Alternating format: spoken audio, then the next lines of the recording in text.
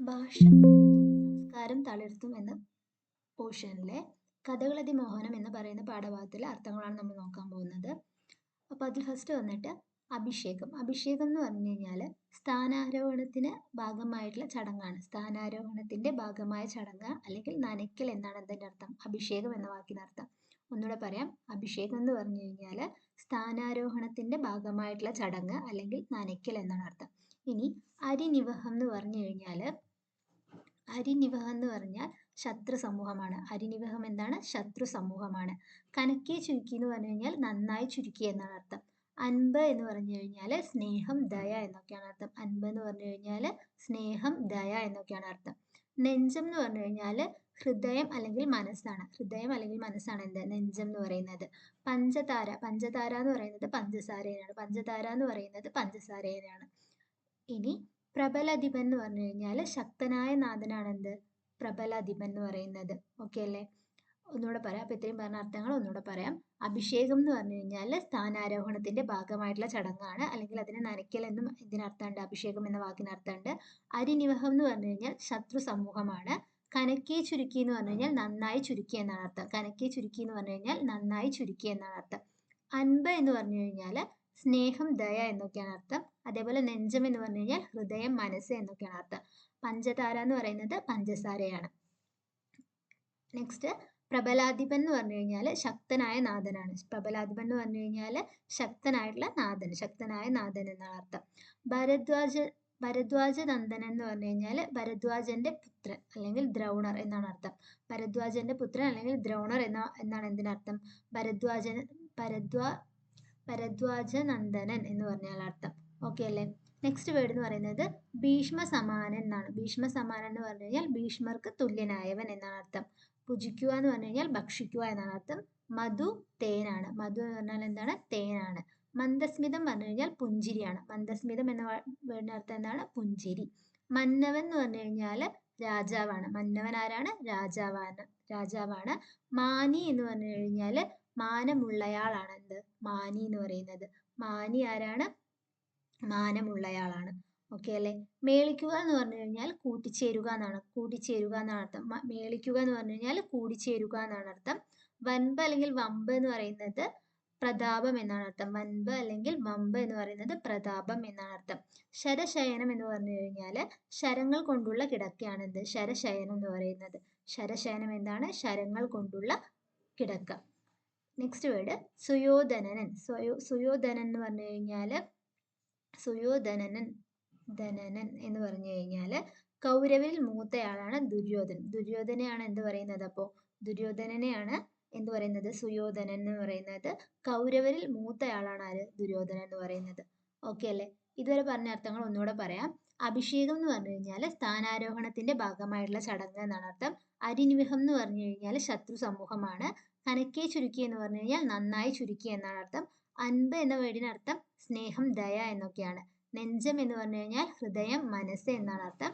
പഞ്ചതാര എന്ന് പറയുന്നത് ഇവിടെ പഞ്ചസാരേനെയാണ്. പ്രബലാധിപൻ എന്ന് പറയുന്നത് ശക്തനായ നാഥൻ എന്നാണ് അർത്ഥം. ഭരദ്വാജ നന്ദനൻ എന്ന് പറഞ്ഞു കഴിഞ്ഞാൽ ഭരദ്വാജന്റെ പുത്രൻ, അതായത് ദ്രോണരെയാണ് പറയുന്നത്. ഭീഷ്മ സമാനൻ എന്ന് പറയുന്നത് ഭീഷ്മർക്ക് തുല്യനായവൻ എന്നാണ് അർത്ഥം. ഭുജിക്കുക, ഭക്ഷിക്കുക എന്നാണ് അർത്ഥം. മധു തേനാണ്. മന്ദസ്മിതം പുഞ്ചിരി എന്നാണ് അർത്ഥം. മന്നവൻ രാജാവ്. മാനി മാനമുള്ളയാൾ. മേളിക്കുക കൂടിച്ചേരുക. വൻപ് അല്ലെങ്കിൽ വമ്പ് എന്ന വേർഡിനർത്ഥം പ്രതാപം. വൻപ് അല്ലെങ്കിൽ വമ്പ് എന്നതിനർത്ഥം പ്രതാപം. ശരശയൻ എന്ന് പറഞ്ഞു കഴിഞ്ഞാൽ ശരം കൊണ്ടുള്ള കിടക്കയാണ്. സുയോധനൻ എന്ന് പറഞ്ഞു കഴിഞ്ഞാൽ കൗരവരിൽ മൂത്തയാൾ അല്ലെങ്കിൽ ദുര്യോധനൻ. ദുര്യോധനനെയാണ് എന്ത് പറയുന്നത്?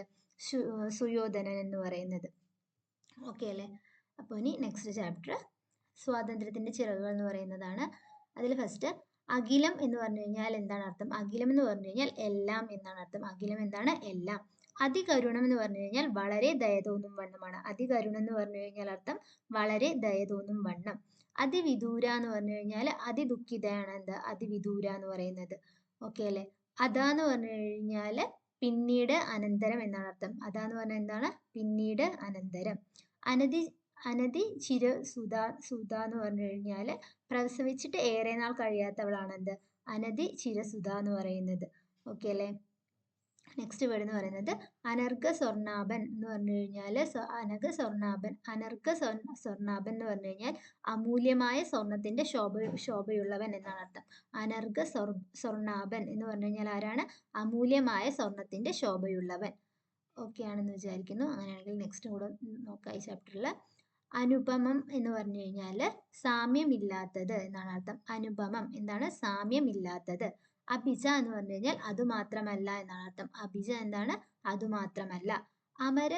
അമരഗഗവരൻ എന്ന് പറഞ്ഞാൽ അമരഗഗവരൻ എന്ന് പറഞ്ഞു കഴിഞ്ഞാൽ ദേവപക്ഷി ശ്രേഷ്ഠനാണ് ആര്? അമരഗഗവരൻ എന്ന് പറയുന്നത്.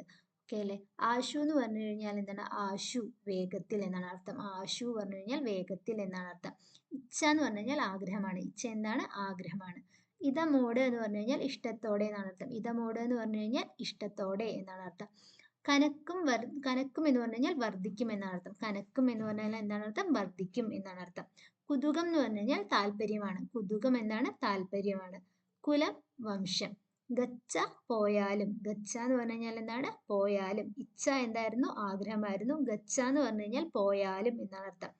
ചിറകുമണിക്കനകം എന്ന് പറഞ്ഞു കഴിഞ്ഞാൽ ചിറക് വിശിഷ്ടമായ സ്വർണമാണ് എന്നാണ് അർത്ഥം. ചിറകുമണിക്കനകം എന്ന് പറഞ്ഞു കഴിഞ്ഞാൽ എന്താണ് അർത്ഥം?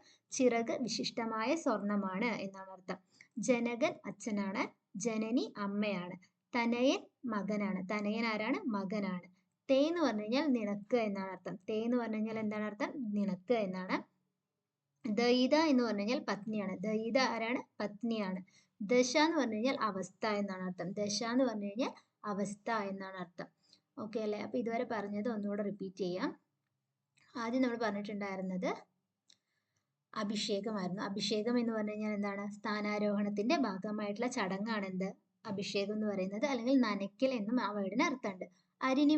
അരിനിവഹം എന്ന് പറഞ്ഞാൽ ശത്രു സമൂഹമാണ്. കനക്കെ ചുരുക്കി എന്ന് പറഞ്ഞു കഴിഞ്ഞാൽ നന്നായി ചുരുക്കി എന്നാണ് അർത്ഥം. അൻപ് സ്നേഹം ദയ എന്നൊക്കെയാണ് അർത്ഥം. നെഞ്ചം ഹൃദയം മനസ്സ്. പഞ്ചതാര പഞ്ചസാര. പ്രബലാധിപൻ ശക്തനായ നാഥൻ. ഭരദ്വാജനന്ദനൻ എന്ന് പറഞ്ഞു കഴിഞ്ഞാൽ ഭരദ്വാജന്റെ പുത്രൻ അല്ലെങ്കിൽ ദ്രോണർ എന്നാണ് അർത്ഥം. ഭരദ്വാജന്റെ പുത്രൻ അല്ലെങ്കിൽ ദ്രോണർ എന്നാണ് അർത്ഥം. ഭീഷ്മ സമാനൻ എന്ന് പറഞ്ഞു കഴിഞ്ഞാൽ ഭീഷ്മർക്ക് തുല്യനായവൻ. ഭീഷ്മ സമാനൻ ആരാണ്? ഭീഷ്മർക്ക് തുല്യനായവൻ.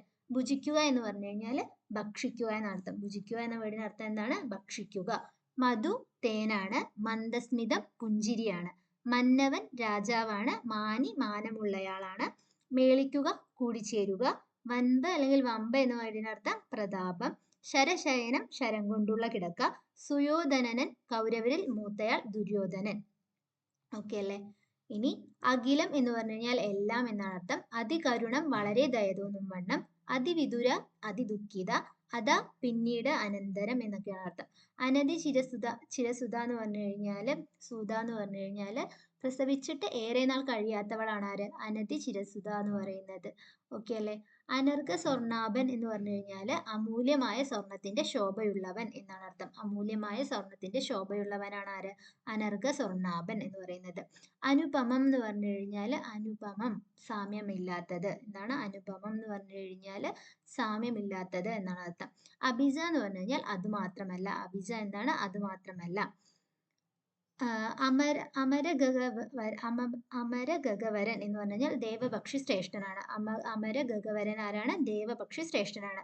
ആശു എന്ന് പറഞ്ഞു കഴിഞ്ഞാൽ വേഗത്തിലാണ്. ഇച്ഛ ആഗ്രഹമാണ്. ഇതമോട് എന്ന് പറഞ്ഞാൽ ഇഷ്ടത്തോടെ എന്നാണ് അർത്ഥം. കനക്കും എന്ന വേർഡിനർത്ഥം വർദ്ധിക്കും എന്നാണ്. കുതുകം താല്പര്യമാണ്. കുലം വംശമാണ്. ഗച്ഛ പോയാലും എന്നാണ് അർത്ഥം. ചിറകുമണിക്കനകം എന്ന് പറഞ്ഞു കഴിഞ്ഞാൽ ചിറക് വിശിഷ്ടമായ സ്വർണമാണ്. ജനകൻ അച്ഛനാണ്. ജനനി അമ്മയാണ്. തനയൻ മകൻ. തേ നിനക്ക്. ദയിത പത്നി. ദശ അവസ്ഥ. ദശ എന്ന് പറഞ്ഞാൽ അവസ്ഥ എന്നാണ് അർത്ഥം. ദുരിതം ആപത്ത് അല്ലെങ്കിൽ കഷ്ടപ്പാട് എന്നൊക്കെയാണ് അർത്ഥം. നരവരൻ എന്ന് പറഞ്ഞു കഴിഞ്ഞാൽ മനുഷ്യ ശ്രേഷ്ഠനാണ്. നിരവലംബം എന്ന് പറഞ്ഞു കഴിഞ്ഞാൽ ആശ്രയമില്ലാത്ത എന്നാണ് അർത്ഥം. നിരവലംബം എന്ന് പറഞ്ഞു കഴിഞ്ഞാൽ എന്താണ്? ആശ്രയമില്ലാത്ത. പരിദേവിതം എന്ന് പറഞ്ഞു കഴിഞ്ഞാൽ പരിദേവനം അല്ലെങ്കിൽ വിലാപം എന്നൊക്കെയാണ്. പരിദേവനം വിലാപം എന്നൊക്കെയാണ്. പരിവൃഢൻ എന്ന് പറഞ്ഞു കഴിഞ്ഞാൽ ശ്രേഷ്ഠനാണ്. പരിവൃഢന്റെ ഡ ശ്രദ്ധിച്ചോളൂ, അത് കെട്ടുള്ള ഡായാണ്. അതേപോലെ ശ്രേഷ്ഠനത്തെ ഡ അത് വട്ടത്തിലുള്ള ഡായാണ്. ഓക്കെ അല്ലേ? പരിവൃഢൻ ശ്രേഷ്ഠനാണ്. പിഴ എന്ന് പറഞ്ഞു കഴിഞ്ഞാൽ തെറ്റാണ്. പിഴ എന്താണ്? തെറ്റാണ്.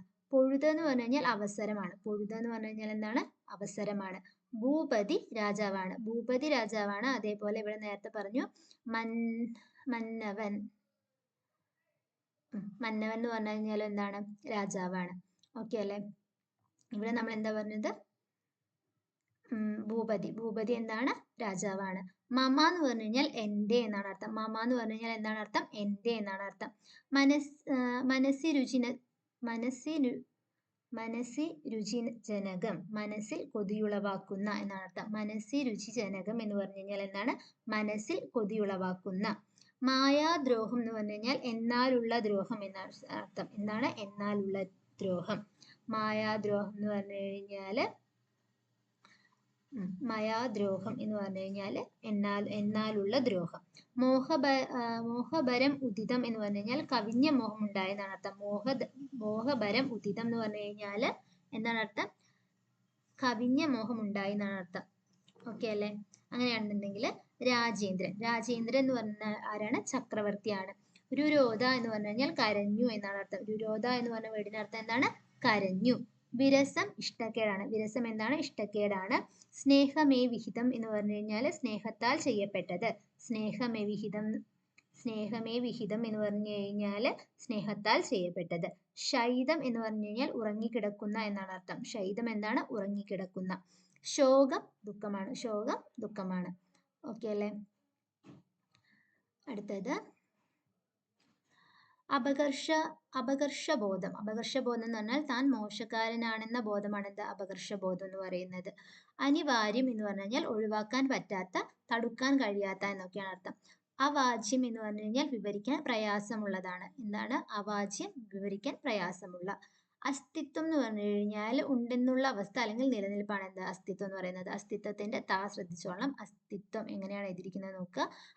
അസ്തിത്വം എന്ന വേർഡിന് അർത്ഥം എന്താണ്? ഉണ്ടെന്നുള്ള അവസ്ഥ അല്ലെങ്കിൽ നിലനിൽപ്പ് എന്നാണ് അർത്ഥം. കഠോരം, കഠിനം, ഭയങ്കരം എന്നൊക്കെയാണ്. കഠോരം, കഠിനം, ഭയങ്കരം. അതും എഴുതിയിരിക്കുന്നത് എങ്ങനെയാണ് ശ്രദ്ധിക്കുക. തത്രപ്പാട് എന്ന് പറഞ്ഞു കഴിഞ്ഞാൽ ബന്ധപ്പാട് എന്നാണ് അർത്ഥം. ഓക്കെ അല്ലെ? തത്രപ്പാട് എന്ന് പറഞ്ഞു കഴിഞ്ഞാൽ എന്താണ്? ബന്ധപ്പാട് എന്നാണ് അർത്ഥം. ദുരന്തം, ആപത്താണ്. നെഗളിക്കുക എന്ന് പറഞ്ഞു കഴിഞ്ഞാൽ അഹങ്കരിക്കുക എന്നാണ്. നെഗളിക്കുക എന്ന് പറഞ്ഞു കഴിഞ്ഞാൽ അഹങ്കരിക്കുക എന്നാണ്. ഇവിടെയൊക്കെ പൊതുവെ ഇടയ്ക്കൊക്കെ പറയുന്ന വേർഡാണ് എന്ത്? നെഗളിക്കുക എന്ന്. വാഹിനി എന്ന് പറഞ്ഞു കഴിഞ്ഞാൽ നദിയാണ്. വാഹിനി എന്ന് പറഞ്ഞു കഴിഞ്ഞാൽ നദിയാണ്. നെഗളിക്കുക എന്ന് പറഞ്ഞു കഴിഞ്ഞാൽ അഹങ്കരിക്കുക എന്നാണ് അർത്ഥം. ഓക്കെ അല്ലെ? വ്യർത്ഥം എന്ന് പറയുന്നത് പ്രയോജനമില്ലാത്തത്, അർത്ഥമില്ലാത്തത് എന്നൊക്കെയാണ്. വ്യർത്ഥം എന്ന് പറഞ്ഞു കഴിഞ്ഞാൽ പ്രയോജനമില്ലാത്തത്, അർത്ഥമില്ലാത്തത് എന്നാണ് അർത്ഥം. പാഴാവുക എന്ന് പറഞ്ഞു കഴിഞ്ഞാൽ വെറുതെ ആവുക എന്നാണ് അർത്ഥം. പാഴാവുക എന്ന് പറഞ്ഞു കഴിഞ്ഞാൽ വെറുതെ ആവുക എന്നാണ് അർത്ഥം.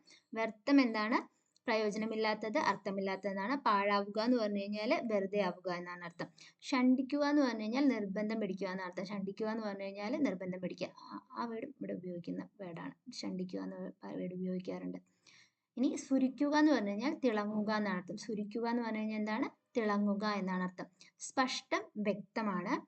സമൃദ്ധം, ധാരാളം എന്നാണ് അർത്ഥം. സമൃദ്ധം എന്താണ്? ധാരാളം. സരളം, ലളിതം. സരളം, ലളിതം. സംവദിക്കുക, ആശയവിനിമയം നടത്തുക എന്നാണ് അർത്ഥം. സംവദിക്കുക എന്ന് പറഞ്ഞു കഴിഞ്ഞാൽ ആശയവിനിമയം നടത്തുക എന്നാണ് അർത്ഥം. ഓക്കെ അല്ലേ? നെക്സ്റ്റ് ക്ലാസ് നാളെ ഇടാം.